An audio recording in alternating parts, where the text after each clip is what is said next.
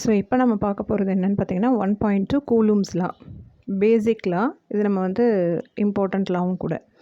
In the year 1786, Coulomb deducted the expression for the force between two stationary point charges in vacuum or free space.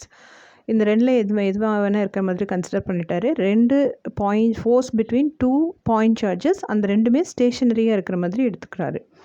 Consider two point charges Q1 and Q2 at rest in vacuum and separated by a distance of small r as shown in the figure 1.2. 1.2ல இருக்க figure first நம்ம பார்த்துடலாமா? So figure 1.2 வந்து என்ன சொல்லுதுன்னா, Coulomb force between two positive point charges Q1 அப்படின்னு ஒரு charge இருக்குது, Q2ன்னு ஒரு சார்ஜ் இருக்குது. இந்த ரெண்டுமே என்ன டிஸ்டன்ஸில் இடைவெளியில் பிளேஸ் ஆகிருக்குன்னா ஸ்மால் ஆருங்கிற டிஸ்டன்ஸில் பிளேஸ் ஆகிருக்கு. இதனோட பொசிஷன் வெக்டாரை நம்ம சொல்கிறதா இருந்தால் R12 கேப் அப்படின்னு சொல்லலாம்.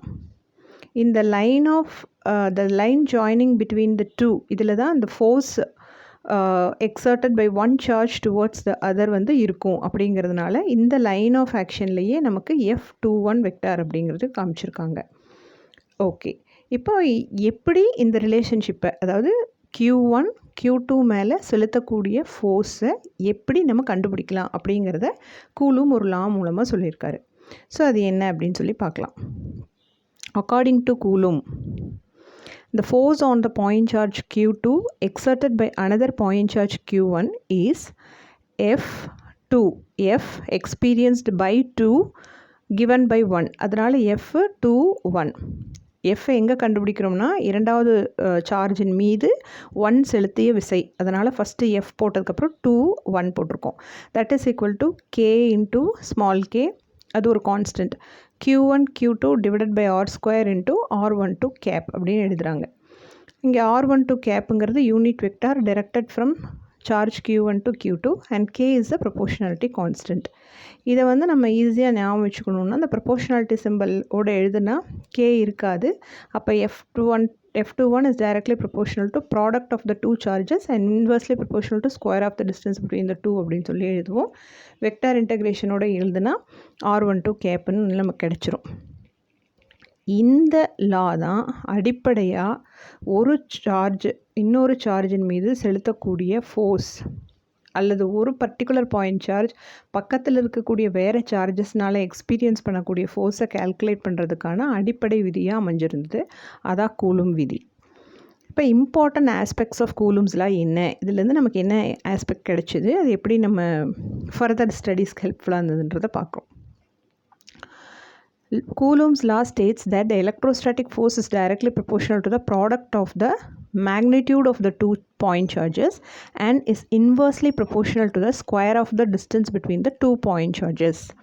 அப்படின்னா என்ன அர்த்தம்? இன்வர்ஸ்லி ப்ரொபோர்ஷனல் டு ஆர் அப்படின்னா டிஸ்டன்ஸ் பிட்வீன் தெம் அதிகமாக ஃபோர்ஸ் எக்ஸ்பீரியன்ஸ்டு குறைஞ்சிட்டே போகும். ஒன்று, மேக்னிடியூட் ஆஃப் த சார்ஜஸ் அதிகமானாலும் ஃபோர்ஸ் எக்ஸ்பீரியன்ஸ்டு அதிகமாகும். இது நம்மளுக்கு தெரிஞ்ச விஷயம். Number 2, the force on the charge Q2 exerted by charge Q1 always lies along the line joining the two charges. அந்த ரெண்டு சார்ஜையும் ஜாயின் பண்ணக்கூடிய லைன் மேலேயே தான் the force experienced act ஆகும். R12 is a unit vector pointing from charge Q1 to Q2. It is shown in the figure. அதான் நம்ம இப்போ பார்த்தோம். Likewise, the force on the charge Q1 exerted by Q2 is along minus R12. நம்ம F21 எழுதியிருந்தோம். இப்போ F12 எழுதுனீங்கன்னா இதனோட ரிவர்ஸில் இந்த force direction இருக்கும். ஃபோர்ஸ்ன்றது ஒரு வெக்டார் குவான்டிட்டி தானே.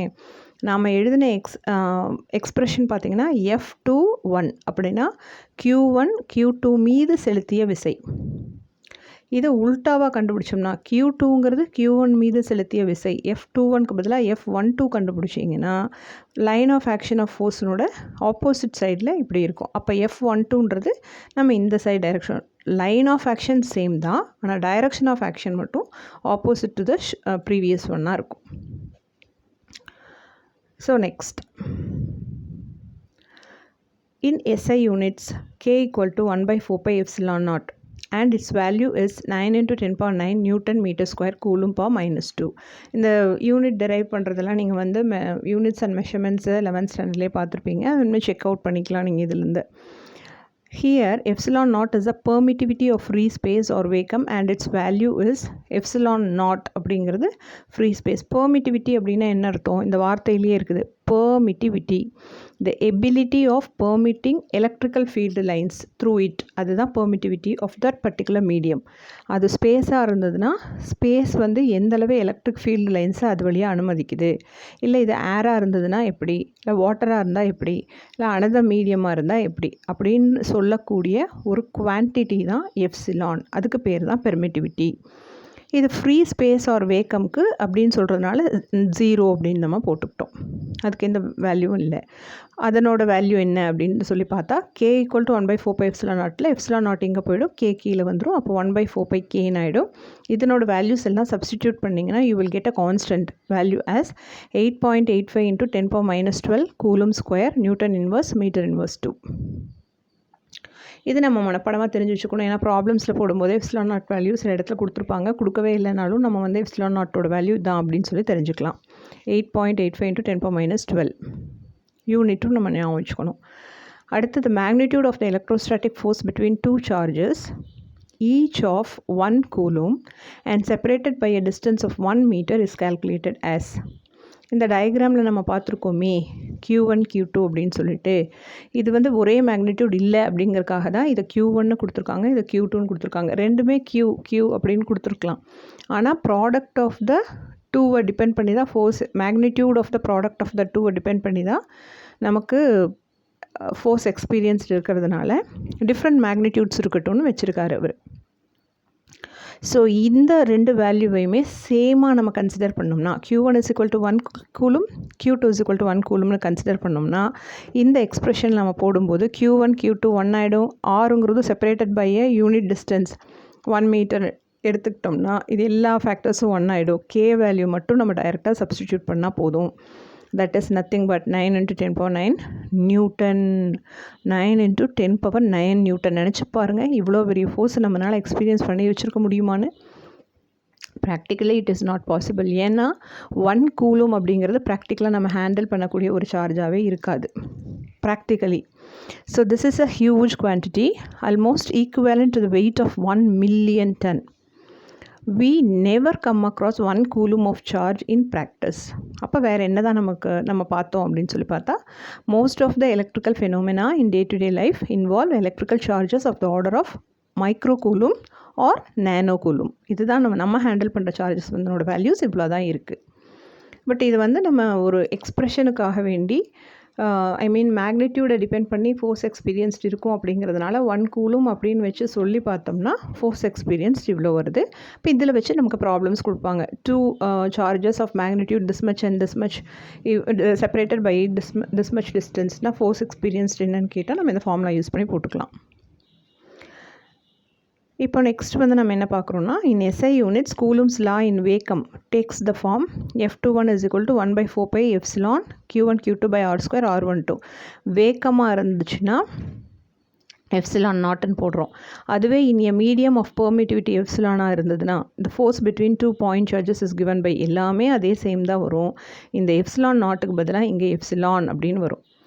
ஏன்னா இன் எ மீடியம் ஆஃப் பெர்மிட்டிவிட்டி எப்சிலானில் நம்ம இந்த ஸ்டடியை செஞ்சோம்னா அப்போ என்ன அர்த்தம்னு பார்த்தீங்கன்னா, ஏர் அதாவது ஃப்ரீ ஸ்பேஸ் ஆர் வேக்கம் தவிர்த்து மற்ற எங்கேயாச்சும் நீங்கள் இதை பெர்ஃபார்ம் பண்ணிங்கன்னா, ஃப்ரீ ஸ்பேஸ் ஆர் வேக்கம்லேயே நம்ம என்ன பண்ணிகிட்டு இருக்க முடியுமா, அது எக்ஸ்பெரிமெண்ட்டுக்கு மட்டும்தான், பேசுகிறதுக்கு மட்டும், ஐடியலாக இல்லை தியரட்டிக்கலாக மட்டும்தான் இதை கண்டுபிடிக்க முடியும். பட் ப்ராக்டிக்கலாக நம்ம வந்து இதை சால்வ் பண்ணும்போது ஏரில் நம்ம பெர்ஃபார்ம் பண்ணுவோம் அல்லது வேறு ஏதாச்சும் ஒரு மீடியமில் பெர்ஃபார்ம் பண்ணுவோம். அப்போ அதனோட எப்சிலானை நம்ம என்ன பண்ணிக்கணும், சப்ஸ்டிடியூட் பண்ணிக்கணும். அதை தான் இந்த பாயிண்ட் நம்பர் 5 வந்து நமக்கு சொல்லுது. Since epsilon is greater than epsilon nought, epsilon நாட்டை விட எப்சிலானோட வேல்யூஸ் கண்டிப்பாக, அதாவது permittivity of the particular medium free space or வேக்கத்தை விட அதிகமாக இருக்கிறதுனால the force between 2 point charges in a medium other than vacuum is always less than that in vacuum. ஏன்னு கேட்டிங்கன்னா இந்த ஃபேக்டர் எங்கே இருக்குது, ஃபோர்ஸ் F21 = எப்சிலான்ங்கிறது டினாமினேட்டரில் இருக்குது. டினாமினேட்டரில் ஒரு வேல்யூ அதிகமானால் நியூமரேட்டர் வேல்யூ என்னாகும், குறையும். அப்போது எப்சிலான் நாட்டை விட எப்சிலான்கிற வேல்யூ எப்போவுமே any medium free space or வேக்கமை தவிர வேறு எங்கே பெர்ஃபார்ம் பண்ணிங்கனாலும் எப்சிலான் வேல்யூ அதிகமாக இருக்கும். டினாமினேட்டர் வேல்யூ அதிகமாகிறதுனால இந்த எஃபோட வேல்யூ என்ன ஆகிடும், குறைஞ்சிட்டே போகும். இதை நம்ம ஈஸியாக ஞாபகம் வச்சுக்கலாம். So we define the relative permittivity for a given medium epsilon r is equal to epsilon by epsilon naught. For vacuum or air, epsilon r equal to 1 and for all other media, epsilon r is greater than 1. இது நீங்கள் எப்படி ஞாபகம் வச்சுக்கணும் அப்படின்னு சொன்னால், இந்த formula epsilon is equal to epsilon naught epsilon r, இதை ஞாபகம் வச்சுக்கணும். ஏதாவது ஒரு மீடியத்தோட எப்சிலான் பெர்மிட்டிவிட்டி கண்டுபிடிக்கிறதா இருந்தால் free space or vacuum into relative permittivity of the particular one. இல்லை ரிலேட்டிவ் பெர்மிட்டிவிட்டி வேணும் அப்படின்னா epsilon divided by epsilon naught பண்ணால் நமக்கு கிடச்சிரும். இது வந்து ஏராக இருந்துச்சுன்னா வேக்கம் ஒரு ஏருக்கு எப்சிலான் ஆர் ஈக்குவல் டு 1 இருக்கும். அந்த டைமுக்கு இந்த ரெண்டும் ஈக்குவலாக இருக்கும். For all other medias epsilon r is greater than 1. அப்போ accordingly the value of the epsilon will also be varying. Okay, இதுலேயும் நமக்கு 1 மார்க்ஸ் ப்ராப்ளம்ஸில் வந்து வரலாம், இன்டர்பிரட் பண்ணலாம். இல்லை வந்து இந்த மாதிரி காம்படிட்டிவ் எக்ஸாம்ஸில் சால்வ் பண்ணுற மாதிரி இருக்கும். அதிலெல்லாம் நம்ம இந்த ஃபார்முலாவை ஞாபகம் வச்சுக்கணும். Number 6. Coulomb's law has same structure as Newton's law of gravitation. Newton's law of gravitation எப்படி நம்ம m1 m2 divided by r square g is directly proportional to அப்படின்னு சொல்லி எழுதணுமோ அதே மாதிரியே கிராவிடேஷனல் ஃபோர்ஸ்க்கு எழுதணுமோ அதே மாதிரியே தானே இங்கேயும் இருக்குது. இங்கே m1 m2க்கு பதிலாக நாம் இங்கே என்ன எழுதியிருக்கோம், q1 q2ன்னு எழுதியிருக்கோம். நம்மளோட எக்ஸ்பிரஷனில் டிவிஷன் செப்பரேஷன் பிட்வீன் த டூவோட கூலும்லானவே square of the distance between the டூக்கு இன்வெர்ஸ்லி ப்ரொபோர்ஷனல் அதே தான் இங்கேயும் இருக்குது. ஆனால் ஒரே டிஃப்ரென்ஸ் என்னென்னா அங்கே மாசஸ்க்கு, இங்கே நமக்கு சார்ஜஸ்க்கு. மாசஸ்க்கு அப்படிங்கிறதுனால இதுக்கு charge of attraction or repulsion எதுவுமே கிடையாது. ஆனால் சார்ஜுக்கு அட்ராக்ஷன் ரிப்பல்ஷன் அப்படிங்கிற ப்ராப்பர்ட்டி இருக்கிறதுனால இந்த கூலும்ஸ் ஃபோர்ஸ் நாம் இப்போ பேசிகிட்ருக்கிற இந்த F21 ஃபோர்ஸ் கூலும் ஃபோர்ஸ் அப்படின்னு சொல்லக்கூடிய ஃபோர்ஸ்க்கு வந்து property of attraction or repulsion இருக்குது. வேறஸ் கிராவிடேஷனல் ஃபோர்ஸ்க்கு அது கிடையாது. அதை தான் இங்கே டிஸ்கஸ் பண்ணுறாங்க. Coulomb's law has some same structure as Newton's law of gravitation. Both are inversely proportional to square of the distance between the particles. The electrostatic force is directly proportional to the product of the magnitude of the 2 point charges and gravitational force is directly proportional to the product of 2 masses. But there are some important difference between these two laws. என்னென்னு இப்போ நான் சொன்னது தான் அவங்க சொல்ல போகிறாங்க. The gravitational force between two masses is always attractive, but Coulomb force between two charges can be attractive or repulsive depending on the nature of the charges. மாசஸ்க்கு நடுவில் இருக்கிறது எப்போவுமே அட்ராக்டிவாக இருந்தது, ஆனால் இது ரிப்பல்சிவாகவும் இருக்கலாம். The value of the gravitational constant G equal to 6.67 × 10⁻11 Newton meter square kilogram per minus 2. The value of the constant K in Coulomb law is 9 × 10⁻9 Newton meter square Coulomb per minus 2. இது 10⁻11 exist ஆயிருக்கு, பாசிட்டிவில் exist ஆயிருக்கு. Since K is much more greater than G, the electrostatic force is always greater in magnitude than gravitational force for smaller size objects. Smaller size ஆப்ஜெக்ட்ஸ்க்கு நடுவில் இருக்கக்கூடிய gravitational force electrostatic ஃபோர்ஸை விட ரொம்ப ரொம்ப ரொம்ப ரொம்ப குறைவு. அதனால தான் கிராவிடேஷனல் ஃபோர்ஸை நம்மளோட டே டு டே லைஃப்பில் நம்ம எக்ஸ்பீரியன்ஸ் பண்ணும்போது மிகப்பெரிய அளவில் மாற்றத்தையும் தாக்கத்தையும் ஏற்படுத்தலை. ஆனால் அதைவே பிளானட்ஸ்க்கு நடுவில் நம்ம திங்க் பண்ணி பார்க்கும்பொழுது அது ஒரு ஆச்சரியத்தை கொடுக்குது. ஆனால் எலக்ட்ரோஸ்டாட்டிக் ஃபோர்ஸ் எல்லாம், இந்த சார்ஜ் எல்லாம், பாயிண்ட் சார்ஜ் எல்லாம் ரொம்ப ரொம்ப ரொம்ப குட்டியாக இருந்தால் கூட அதை எக்ஸ்பீரியன்ஸ் பண்ணக்கூடிய ஃபோர்ஸ் வேல்யூ வெரி ஹையாக இருக்குது. அதனால தான் it can do marvellous activities in our day to day life. So next பாருங்கள், ஒரு சின்ன கால்குலேஷனில் கிடைச்ச இந்த வேல்யூவை வச்சு நம்மளால் இவ்வளோ பெரிய இன்ஃபர்மேஷன்ஸை வந்து ரீட்டைன் பண்ண முடியுது. ஸோ அதுதான் வந்து தியரட்டிக்கல் ஃபிசிக்ஸ்க்கு இருக்கிற பெரிய plus. The gravitational force between two masses is independent of the medium. Gravitational ஃபோர்ஸில் எங்கேயுமே எப்சிலான் மாதிரி ஒரு குவான்டிட்டி வரவே இல்லை. அதனால் மீடியத்தை வச்சு கிடையாது. அதனால தான் பிளானட்ஸ் எல்லாம் மீடியம் இல்லைன்னா கூட அதுக்கு பாட்டுக்கு இயங்கிட்டு இருக்கு. மீடியம் வச்சு வேரி ஆகிற மாதிரி இருந்தால் நம்மளோட கதையே வேறு மாதிரி இருக்கும். For example, if 1 kilogram of two masses are kept in air or inside water, the gravitational force between two masses remains the same. 1 kilogram of two masses வச்சுட்டு இன்சைட் வாட்டர் வச்சாலும் அதான். But the electrostatic force between the two charges depends on nature of the medium in which the two charges are kept at rest. ரெஸ்ட்டில் நம்ம ஏரில் வச்சுருக்கும் போது epsilon ஆரோட value 1 இருக்கிறதுனால ஒரு மாதிரி எஃப் கிடைக்கும். அதுவே நம்ம அதர் தேன் 1 இருக்கிற மாதிரி மேலே சொன்ன மாதிரி வாட்டர்லேயோ இல்லை ஏதாச்சும் ஒரு வெசல் அல்லது கண்டக்டர் அயான் மாதிரி ஒரு கண்டக்டரில் இல்லை நான் கண்டக்டிங் மெட்டீரியலில் இந்த மாதிரி நம்ம ப்ளேஸ் பண்ணி அந்த செக் பண்ணும்பொழுது எப்சிலான் ஆர் வேல்யூ வேரி ஆகிறதுனால ஃபோர்ஸ் எக்ஸ்பீரியன்ஸ்டும் வேரி ஆகும். சேம் ஆப்ஜெக்ட்ஸ்க்கே கூட சேம் மேக்னிடியூட் ஆஃப் பாயிண்ட் சார்ஜஸ்க்கே கூட force experience depending upon the medium vary ஆகும். The force on a charge Q1 exerted by a point charge Q2 is given by F12 equal to 1 by 4 pi epsilon naught into Q1 Q2 by R square into R21 vector. Here R21 is a unit vector from charge Q2 to Q1. Q2 விலிருந்து Q1 வரை. அதனால தான் 2 to 1 அப்படின்னு சொல்லி எழுதியிருக்கோம். But R21 அப்படின்றது R12நோட ஆப்போசிட்டாக தான் இருக்கும். இது நம்மளுக்கு தெரியும். ஏன்னா இது டைரக்ஷனல் ப்ராப்பர்ட்டியை கொண்டு இருக்கிறதுனால டிஸ்டன்ஸ் மேக்னிடியூட் சேமாக இருந்தால் கூட டைரக்ஷன் எப்படி தான் இருக்கும், ஆப்போசிட்டாக இருக்கும். அதனால தான் நம்ம வந்து 2 to 1ம் 1 to 2வும் ஈக்குவலான ஆப்போசிட் அப்படின்னு சொல்கிறோம்.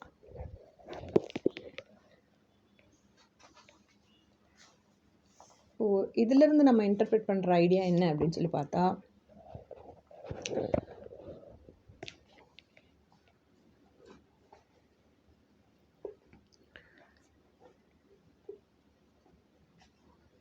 F12, say for example, F12 is equal to 1 by 4 pi epsilon naught into Q1 Q2 by R square into minus R12 கேப்னு எழுதுவோம். அது எதுக்கு ஈக்குவல் அப்படின்னா 1 by 4 pi epsilon naught Q1 Q2 by R square into R12 கேப்க்கு ஈக்குவலாக இருக்கும். இங்கே minus முன்னாடி போட்டுட்டோம். So F12 equal to minus F21. Force experienced between the two point சார்ஜஸோட மேக்னிடியூடு சேம் தான், ஆனால் டைரக்ஷன் என்னவாக இருக்கும், மாறி இருக்கும். 1 to 2வா 2 to 1 அப்படிங்கிறத பொறுத்து. இப்போ F21 அப்படின்னு சொல்லி எழுதுனீங்க அப்படின்னா ஃபஸ்ட்டு லெட்டர் 2ன்னு இருந்ததுன்னா 2ல் தான் நம்ம கேல்குலேட் பண்ணுறோம். Q2 the force experienced by Q2 to 1, அப்போ தான் F21. இதுவே நீங்கள் 1ங்கிற இடத்துல நின்று கேல்குலேட் பண்ணிங்கன்னா F12 force experienced by Q1 because of the presence of Q2, அப்போ தான் F12 அப்படின்னு சொல்லுவோம். Okay, right. லாஸ்ட் பாயிண்ட் என்ன அப்படின்னு சொல்லி பார்த்தா, the expression for Coulomb force is true only for point charges. Point சார்ஜஸ்க்கு தான் இந்த வேல்யூ ட்ரூன்றாங்க. But the point charge is an ideal concept. Point charge தனியாக நிற்குமா ஒரு இடத்துல, எப்படி யூனிட் மேக்னெட்டிக் போல வந்து நம்ம நிறுத்தி கேல்குலேட் பண்ணுறோம் அப்படின்றா வச்சுருக்கோமோ அந்த மாதிரி வந்து யூனிட் பாயிண்ட் சார்ஜு அது ஒரு ஐடியல் கான்செப்ட். நம்ம நிறுத்தி வைக்க முடியாது. பக்கத்தில் வேறு ஏதாவது ஒரு ரிப்பல்ஷன் ஃபோர்ஸோ அல்லது அட்ராக்டிவ் ஃபோர்ஸோ இருந்தால் மட்டும்தான் இது எக்ஸிஸ்டாக இருக்க முடியும். அதனால் பாயிண்ட் சார்ஜுன்றது ஒரு ஐடியல் கான்செப்ட். அப்போ அதை வச்சு அப்படின்னு அசியூம் பண்ணிக்கிட்டு தான் இதெல்லாம் ப்ரொசீட் பண்ணாங்க. அதான் ஃபிசிக்ஸ் இஸ் அசம்ஷன். ஆனால் அந்த assumption leads to correct results. அதுக்கப்புறம் அந்த அசம்ஷனில் ப்ராக்டிக்கல் காரணங்களுக்கான மெஷர்மெண்ட்ஸை நம்ம உட்படுத்திக்கணும். அதை தான் இப்போ சொல்கிறாங்க. However, we can apply Coulomb's law for two charged objects whose sizes are very much smaller than the distance between them. But எங்கே இதை பண்ணலான்னு சொல்லி பார்த்தீங்கன்னா, two charged objects whose sizes are very much smaller than the distance between them. ரெண்டு point சார்ஜஸும் அதனோட சைஸை விட அதிகமான அளவு பிரித்து வைக்கப்பட்டிருந்தால் அவைகளுக்கு நடுவே இருக்கக்கூடிய ஃபோர்ஸை மெஷர் பண்ண முடியும். In fact Coulomb discovered his law by considering the charged spheres in the torsion balance as point charges. அவர் என்ன பண்ணிட்டார்னா, சார்ஜ்டு ஸ்பியர்ஸை வச்சு தான் கேல்குலேட் பண்ணார். அந்த ஸ்பியரை வந்து பாயிண்ட் சார்ஜாக எடுத்துக்கிட்டார். ஏன்னா ப்ராக்டிக்கலி பாயிண்ட் சார்ஜுங்கிறது நாட் அப்ளிகபிள். அதனால் ஸ்பியரை வச்சுட்டு டார்ஷன் பேலன்ஸில் வச்சு தொங்க விட்டுட்டு 2 பால் அதுக்கப்புறம் அவர் ஐடென்டிஃபை பண்ணார். The distance between the two charged spheres is much greater than the radii of the Spears.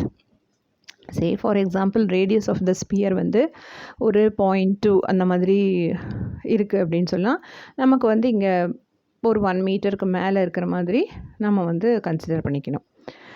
So that's all about the important facts or impacts from the Coulomb's law we obtained. Okay, right. இப்போ இதை வந்து நான் உங்களுக்கு நம்மளாம் வந்து present பண்ணுறதா இருந்தால் எப்படி நம்ம இதை எழுதணும், இல்லை எப்படி ஞாபகம் வச்சுக்கணும் அப்படிங்கிறத ஒரு டைம் அந்த லாவை மட்டும் நான் வந்து உங்களுக்கு ரீகால் பண்ணி சொல்கிறேன். கூலூம்ஸ் ஃபோர்ஸ் கால்குலேட் பண்ணுறதா இருந்தால் 2 பாயிண்ட் சார்ஜஸை நீங்கள் வந்து அசியூம் பண்ணிக்கணும். Q1 அண்ட் Q2 2 டிஃப்ரெண்ட் கலர்ஸில் நான் பாயிண்ட் பண்ணியிருக்கிறதுக்கான சைஸும் different, magnitude different and 2 different charges அப்படின்றதுக்காக நான் 2 டிஃப்ரெண்ட் கலர்ஸில் டினோட் பண்ணியிருக்கேன். They are separated by a distance r. Okay, so now இப்போது Q2வில் எக்ஸ்பீரியன்ஸ் பண்ணக்கூடிய கூலும் ஃபோர்ஸ் ஆஃப் அட்ராக்ஷன் ஒரு ரிப்பல்ஷனை கண்டுபிடிக்கிறதா இருந்தால் 2வில் கண்டுபிடிக்கிறதா இருந்தால் நாம் என்ன பண்ணிக்கணும், ஃபஸ்ட்டு 2 அப்படின்னு எழுதிக்கணும். Q2வின் மீது Q1 காண்பிக்கக்கூடிய விசை, அதனால் F2 exerted by 1 இது கால்குலேட் பண்ணுற மாதிரி இருந்தால் ஆக்சுவலாக K product of magnitude of the 2 divided by inversely proportional to square of the distance between the two and into position vector R21 cap. இந்த K அப்படிங்கிறதுனோட வேல்யூ என்னது, 1/4 pi epsilon naught into Q1 Q2 by R square into R21 cap அப்படின்னு நம்மளுக்கு கிடைச்சிடுது. இதான் நமக்கு F21. இதில் ஃபோர்ஸோட டைரக்ஷனை நம்ம சொல்கிறதா இருந்தால் the line joining between the two. See here, the line joining between the two எப்படி இருக்குமோ இந்த லைன் மேலேயே தான் நம்மளுக்கு எஃப்பும் ஃபோர்ஸும் ஆக்ட் ஆகும். இது F2வின் மீது செயல்படும் Q1இன் விசைனா F21 இந்த மாதிரி ஆக்ட் ஆகும். இதுவே F12 நீங்கள் கால்குலேட் பண்ணுறீங்க அப்படின்னா மேக்னிடியூட் எஃப்ஏ தான், ஆனால் டைரக்ஷன் மட்டும் ஆப்போசிட் சைடில் இருக்கும். ஸோ இதான் வந்து நம்மளாக வரைஞ்சி எழுதும்போது ஞாபகம் வச்சுக்க வேண்டிய point. So that's all about Coulomb's law. Let us proceed in the next class. Thank you.